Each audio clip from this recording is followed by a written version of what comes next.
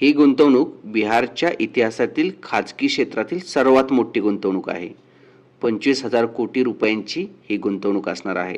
सुरुवातीला हे ऐकायला मोठं सकारात्मक वाटतं, पण विरोधी पक्ष असणाऱ्या काँग्रेसने मांडलेले आकडे हे वेगळंच काहीतरी सांगतायत.